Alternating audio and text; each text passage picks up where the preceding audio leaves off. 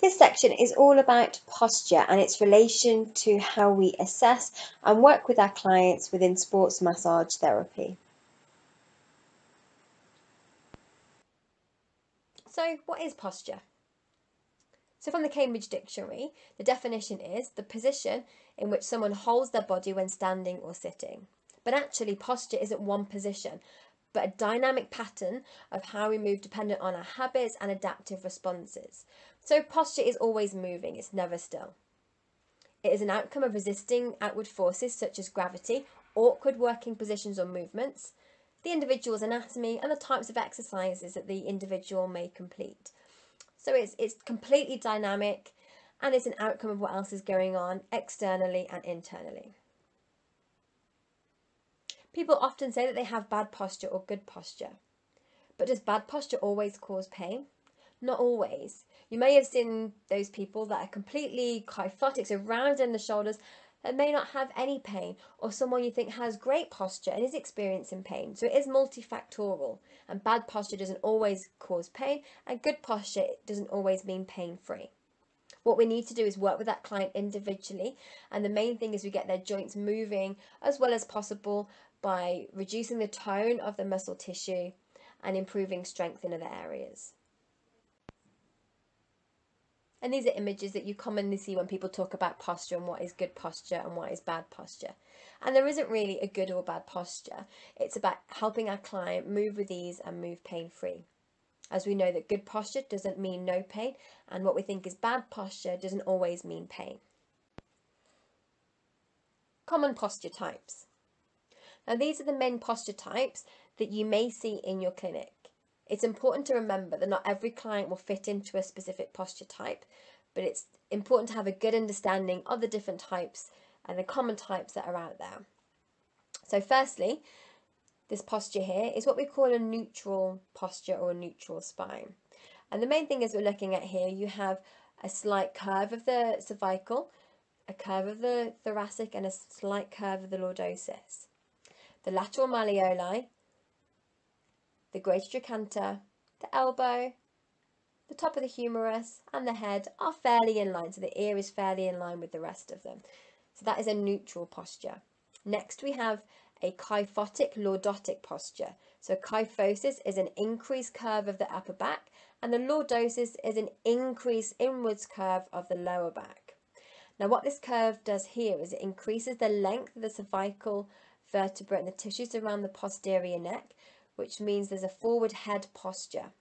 With that, the arm will often come forward because there's a protraction in the shoulder, so a rounded shoulder, and the biceps will be tight here as well. You'll often see some restriction in the hip flexors here and an overworking in the hamstrings trying to pull the body back. The next one you have is just the lordotic curve, so just that increased curve. Looking at the abdominals here, there's a lengthening through the abdominals. So if someone is in an extreme lordotic posture, their abdominals may not be strong enough, so they may not be able to transfer load and have good core function. Into the kyphotic posture, so just looking at the thoracic kyphosis, so there's a real lengthening of the upper body just here. And then again, the shoulder is going to be forward, the head is going to be coming forwards, biceps is going to be slightly shortened and facilitated as well. And then lastly, looking at the spine from the posterior view, and you have something called a scoliosis, which is a lateral curve of the spine. It may be seen as a C-shaped curve, so where there's one curve in the vertebra, or you might see an S shape where you might have two curves in the vertebrae in the back. Following on from that, Vladimir Jander's upper and lower cross syndrome. Vladimir Jander was a physician and a physiotherapist, and when working and practicing with clients, he saw lots of clients that were experiencing musculoskeletal pain and often found common muscle imbalances where some muscles were facilitated, so overworked, so they may be hypertrophied, and he also saw underused tissues where there was more atrophy observed, where muscles were inhibited. So this goes back to when we talked about our posture earlier and the facilitated and inhibited muscles. I'm going to talk about both the upper and the lower cross syndrome in more detail, but this does relate back into thoracic kyphosis and the lumbar lordosis postures as well. So beginning with the upper cross syndrome. So as you can see here, you've got the cross, where the muscles are working in partners. So you have a line here that is the facilitated line. So where the tissues are overworked, there'll be more hypertrophy in those muscles.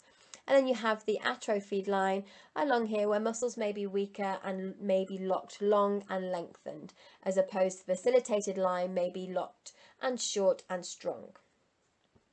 So looking at the facilitated line, so you have the pectorals, the upper trapezius, the sternocleidomastoid with that forward head posture. And then the head's being forward is very heavy. So the muscles at the back of the body, so around the suboccipitals, they'll often be working a lot harder.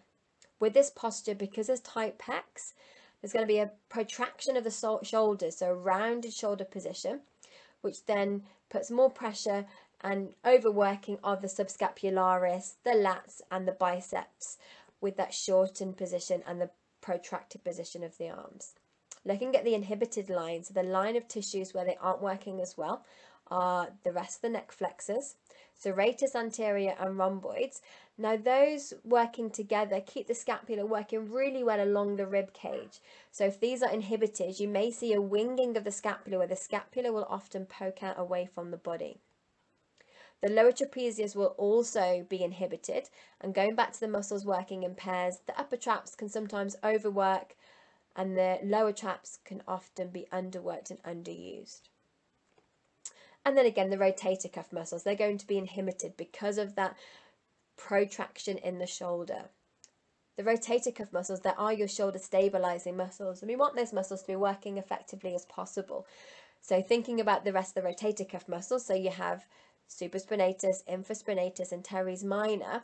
If those muscles are inhibited and not working, the shoulder protracts, comes forwards, but then that can aggravate things like the supraspinatus tendon with that rounding of the shoulder and the shortening of the gap between the scapula and the humerus. The next is the lower cross syndrome. So looking at the lower part of the body, so you have the cross just here. So the line that is facilitated, which will be short and strong, and the line that is inhibited, which most commonly will be long and weak. So looking at the facilitated line to start with. So we have the hip flexors. So we have iliacus, rectus femoris, and also psoas. They're going to be facilitated, overworked. Along with the hamstrings, because the body's going to be shifting forward, the hamstrings will be overworking a lot more, along with the muscles of the inner thighs, the adductor muscles, the piriformis, the deep muscle of the rotators. And then because there's going to be a lordosis posture here, the quadratus lumborum will often be facilitated, be short, strong and tight. In terms of the inhibited line, it's the line of tissue that is long.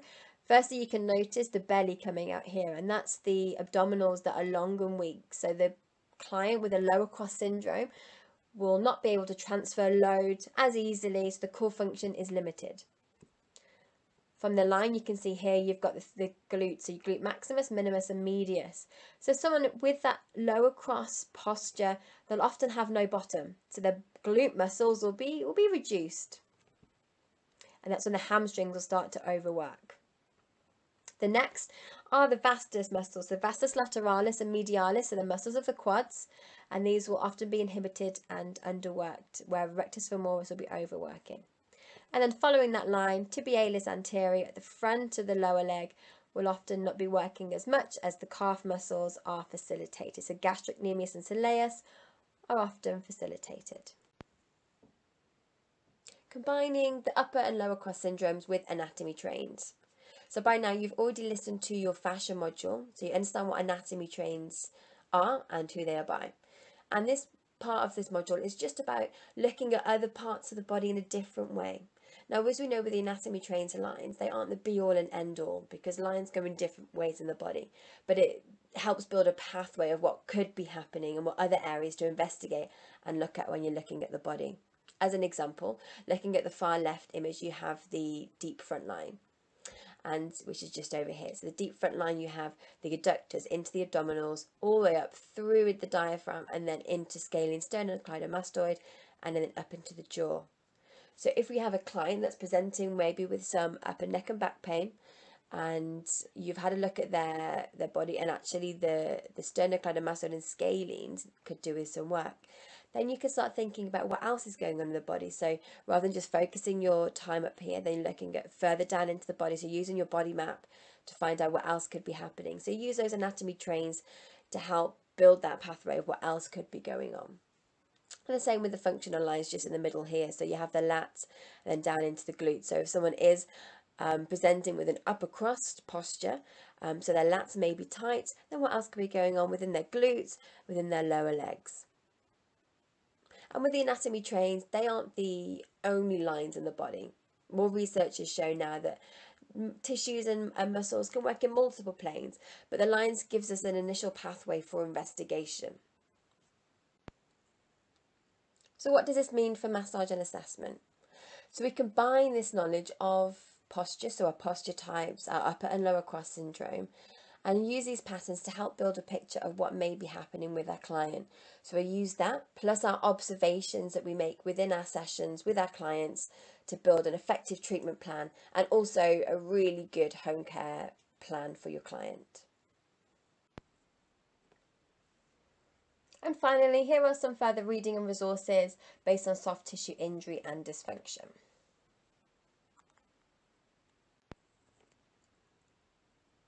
Thank you for listening to the presentation and the online learning module. And remember to complete your soft tissue injury and dysfunction workbook.